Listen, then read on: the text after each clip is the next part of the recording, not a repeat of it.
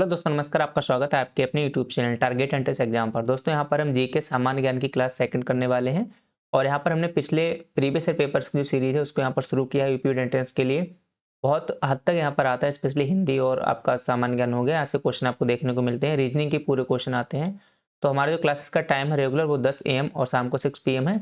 लेकिन अभी हमारे विद्यालय में कुछ एग्जाम्स चल रहे हैं, हम प्राइवेट टीचर हैं तो अभी टाइम नहीं मिल पा रहा था, इसलिए शाम को क्लास आपको यहाँ पर दे रहा हूँ कि जल्दी अपने टाइम से क्लासेस स्टार्ट हो जाएंगी। इन सभी क्लास की PDF आपको हमारे एप्लीकेशन स्टोर पर मिल जाएगी, वहाँ पर आप ऐप को डाउनलोड करिएगा। बीड वाले सेक्शन में अपडेट जो है करवा देंगे। आपके 2 पेपर होते हैं, बीड एंट्रेंस एग्जाम, और ध्यान रखना एडमिशन लेने के लिए एंट्रेंस एग्जाम देना अनिवार्य है। तो पहला पेपर होगा जो कि 9 बजे से 12 बजे तक होगा। दूसरा पेपर होगा जो 2 बजे से 5 बजे तक होगा। एक ही दिन में दोनों पेपर होते हैं और हम लोग सामान्य ज्ञान के 50 क्वेश्चन की प्रैक्टिस करेंगे, जिसमें से 25 क्वेश्चन हम कर चुके हैं। उसके आगे के जो क्वेश्चन उनको हम अभी देखेंगे। क्वेश्चन नंबर यहाँ पर आपका 26 है, रडार यंत्र किस काम में आता है? ठीक है, जहाजों की चाल मापने के लिए, जहाजों का भार मापने के लिए, या जहाजों का मार्ग मापने के लिए, या फिर जहाजों की स्थिति, गति व दिशा मापने के लिए। तो रडार यंत्र का किस काम होता है वो यहाँ पर आपसे जो है पूछा गया है। तो जो रेडियो वेव्स होते हैं, रेडियो तरंगों का यानी उपयोग किया जाता है। और ऑप्शन नंबर यहाँ पर डी हो जाएगा, जहाजों की गति, स्थिति और दिशा मापने के लिए जो इसका उपयोग यहाँ पर किया जाता है। ठीक है, फिर क्वेश्चन नंबर आपका 27 है, दिन और रात बनने का क्या कारण है? तो ये क्वेश्चन आपने कई बार पढ़ा होगा, बचपन में पढ़ा होगा। भाई, पृथ्वी का अपनी धुरी पर घूमना है, या फिर पृथ्वी का सूर्य के चारों ओर चक्कर लगाना, पृथ्वी की सूर्य से निकटता, या पृथ्वी का दूसरे ग्रहों से संबंध। तो यहाँ पर जो 27 का आंसर कौन सा हो जाएगा? ए हो जाएगा, पृथ्वी का अपनी धुरी पर घूमना।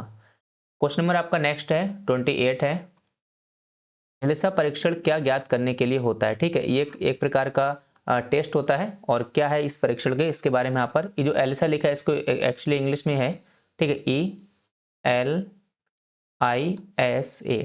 ठीक है, इसका फुल फॉर्म होता है एंजाइम लिंक्ड इम्यूनिस्ट वेरेंट और एसे। ठीक है, ये होता है इसका जो है फुल फॉर्म। आप गूगल पर इसको सर्च कर लीजिएगा।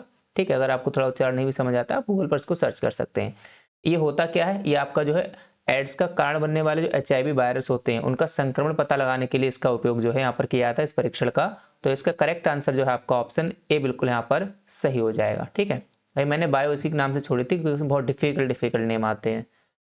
क्वेश्चन नंबर आपका 28 है, कांग्रेस की प्रथम महिला अध्यक्ष कौन थी? एनी बेसेंट, विजय लक्ष्मी पंडित, सरोजनी नायडू, अरुणा आसफ अली। क्वेश्चन नंबर 29 का आपका राइट ऑप्शन हो जाएगा, एनी बेसेंट जो है कांग्रेस की प्रथम महिला अध्यक्ष थी। क्वेश्चन नंबर आपका 30 है, 1905 ईस्वी में गोपाल कृष्ण गोखले द्वारा स्थापित प्रसिद्ध समाज सेवी संस्था का क्या नाम था? तत्वबोधिनी सभा, ब्रह्म समाज, रामकृष्ण मिशन, या सर्वेंट्स ऑफ इंडिया सोसाइटी। तो क्वेश्चन नंबर आपका 30 का यहाँ पर राइट ऑप्शन क्या हो जाएगा? डी यहाँ पर राइट ऑप्शन हो जाएगा, servants of India society.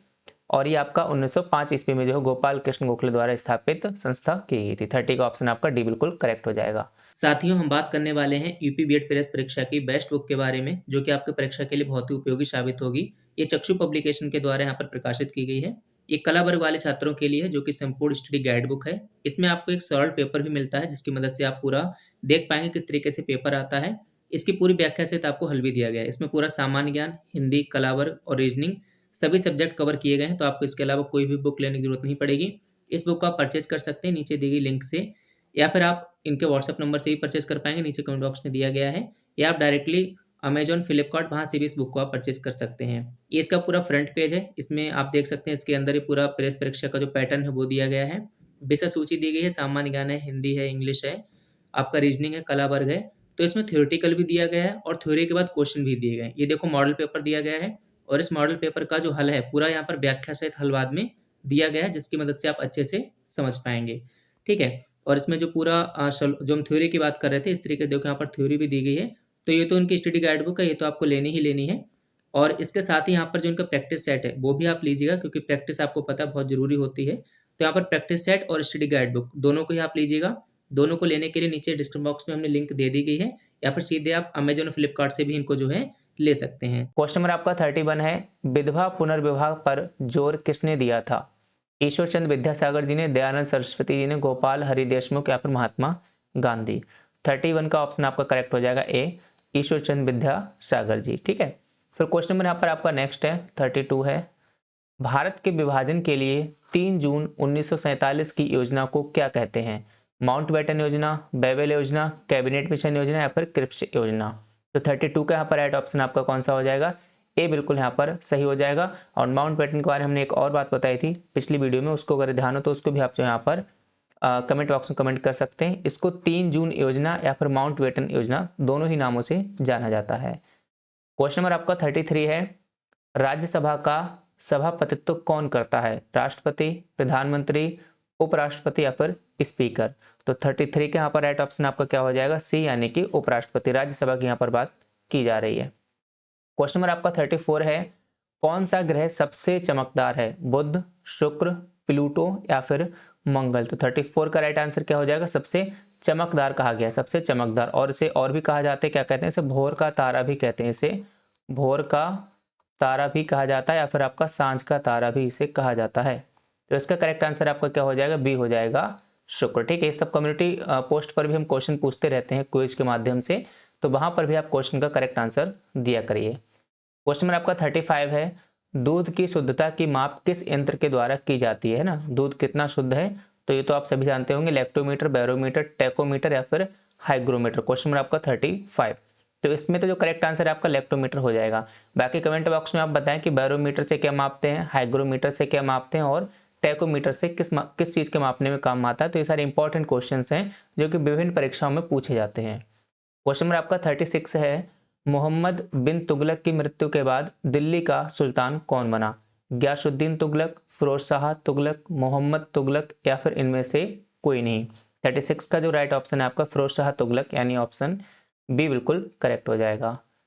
Question number आपका 37 है, निम्न में से किसकी उपस्थिति के कारण शरीर के भीतर रक्त नहीं जमता है ना? रक्त नहीं जमता है, और किसके कारण वो यहाँ पर आपसे पूछा गया? फाइब्रिन, हीमोग्लोबिन, हेपेरिन या फिर थ्रोम्बोप्लास्टिन। तो 37 का यहाँ पर राइट ऑप्शन हो जाएगा आपका सी, हेपेरिन। फिर क्वेश्चन नंबर आपका 38 है, अरब सागर में गिरने वाली कौन सी नदी है? गोदावरी, कृष्णा, ताप्ती या फिर ऑप्शन डी आपका महानदी। तो इसका जो करेक्ट आंसर है आपका सी हो जाएगा, ताप्ती नदी। ठीक है, फिर यहाँ पर क्वेश्चन नंबर आपका 39 है, कैल्शियम किसकी वृद्धि में सहायक है? कैल्शियम किसकी वृद्धि में सहायक है? मांसपेशियों, हड्डी, तो सबको पता है कि भाई कैल्शियम किस लिए होता है? हड्डी। तो यहाँ पर आपका आंसर क्या हो जाएगा? बी बिल्कुल यहाँ पर करेक्ट ऑप्शन हो जाएगा। 40 है आपका, व्यक्तिगत स्वतंत्रता के लिए किस शब्द का प्रयोग किया जाता है? मैंडमस, हैबियस कॉर्पस, को वारंटो या फिर सर्ट्यूरारी। क्वेश्चन नंबर आपका 40। तो इसका जो करेक्ट आंसर है आपका क्या हो जाएगा? बी ऑप्शन आपका यहाँ पर बिल्कुल करेक्ट हो जाएगा। क्वेश्चन नंबर यहाँ पर आपका नेक्स्ट है 41, भारत में पहली रेलगाड़ी किस गवर्नर जनरल के कार्यकाल में चली थी? Warren Hastings, Lord Hastings, Lord Dalhousie या विलियम बेंटिक। तो क्वेश्चन नंबर आपका 41 का सी ऑप्शन हो जाएगा, लॉर्ड डलहौजी। ठीक है, और कब? तो यहाँ पर उसकी डेट भी अगर एग्जैक्ट जानना चाहें तो आपका 16 अप्रैल 1853 को। ठीक है, कहाँ से कहाँ तक चली? तो आपका ये जो है मुंबई स्टेशन से और ठाणे के बीच चली थी। फिर यहाँ पर क्वेश्चन नंबर आपका नेक्स्ट 42, जापान की संसद का क्या नाम है? ये बहुत बेसिक क्वेश्चन है, ये तो कई बार आ चुका है, हमने कमेंट बॉक्स में पूछा, कम्युनिटी टैब पर भी आपको पूछा हुआ है। तो जापान की राष्ट्रीय विधेयक को क्या कहते हैं? नेशनल डाइट, यानी ऑप्शन आपका सी बिल्कुल सही हो जाएगा। क्वेश्चन नंबर आपका 43 है, इंडिया हाउस कहाँ स्थित है? लंदन में, न्यूयॉर्क में, मुंबई में या फिर कैलिफोर्निया में। तो 43 का यहाँ पर राइट आंसर क्या हो जाएगा? इंडिया हाउस आपका कहाँ है? ये आपका जो है लंदन में स्थित है, यानी 43 का ए ऑप्शन आपका सही हो जाएगा। और ये क्या है इंडिया हाउस? तो एक जो स्टूडेंट था ये उसका यहाँ पर निवास था। फिर क्वेश्चन नंबर आपका 44 है, मायोपिया क्या होता है ना? मायोपिया क्या होता है? कौन सा दोष होता है? दूरदृष्टि दोष, निकट दृष्टि दोष, कानों का दोष या फिर एक प्रकार का शोर। तो 44 का आंसर आपका क्या हो जाएगा? निकट दृष्टि दोष, यानी कि बी बिल्कुल यहाँ पर सही हो जाएगा। अच्छा, निकट दृष्टि दोष क्या होता है? तो इसमें जो पास की वस्तुएं होती हैं वो स्पष्ट दिखाई देती हैं, लेकिन दूर की वस्तुएं धुंधली दिखाई देती है। तो इसका नाम है निकट, लेकिन इसके अपोजिट इसका जो है काम होता है। क्वेश्चन नंबर आपका 45 है, ऑर्निथोलॉजी विज्ञान के अंदर किसका अध्ययन किया था? हमेशा इसके अंदर लॉजी लगा होता है, इसका मतलब किसी ना किसी चीज का उसके अंतर्गत अध्ययन किया जाता है। तो ऑर्निथोलॉजी विज्ञान किसके अंतर्गत आएगा? शिक्षा शास्त्र, प्राणी विज्ञान का, पक्षियों का ज्ञान या दंत विज्ञान का ज्ञान। तो 45 का यहाँ पर राइट ऑप्शन क्या हो जाएगा? सी हो जाएगा। ऑर्निथोलॉजी जो है पक्षियों का, इसके अंदर जो है अध्ययन यहाँ पर किया जाता है। 45 का सी आंसर आपका सही हो जाएगा। 46 है, भारतीयों में अंतर्राष्ट्रीय महत्व का मुक्त व्यापार बंदरगाह कौन सा है? विशाखापट्टनम, कालीकट, कांडला या फिर गोवा। तो 46 का यहाँ पर राइट ऑप्शन कौन सा आपका हो जाएगा, सी ऑप्शन हो जाएगा, कांडला। क्वेश्चन नंबर आपका 47 है, भारतीय लघु उद्योग विकास बैंक सिडबी का मुख्यालय कहाँ है, लखनऊ, मुंबई, बेंगलुरु या नई दिल्ली। आप कमेंट बॉक्स में भी सही आंसर बता दिया करें, और सिडबी के यहाँ पर जो है फुल फॉर्म आपको क्या होती है वो भी आप कमेंट बॉक्स में उसकी बताइएगा, ठीक है। SIDBI, इसकी फुल फॉर्म क्या होती है ये आप लोग हमें जो है कमेंट बॉक्स में कमेंट करके बताएं। कुछ आप लोग भी काम किया करो, भले ही नेट से सर्च करो, लेकिन आप लोग कमेंट बॉक्स में आंसर दिया करो। ऐसा करने से आपको जो इसका आंसर है वो कई दिनों तक याद रहता है। तो 47 का यहाँ पर राइट आंसर क्या हो जाएगा, ये हो जाएगा आपका लखनऊ में, ठीक है। इसकी स्थापना कब हुई थी, तो 2 अप्रैल 1990 को हुई थी। बाकी आप सर्च करेंगे तो आप इसके बारे में पूरा डिटेल में यहाँ पर जान ही जाएंगे।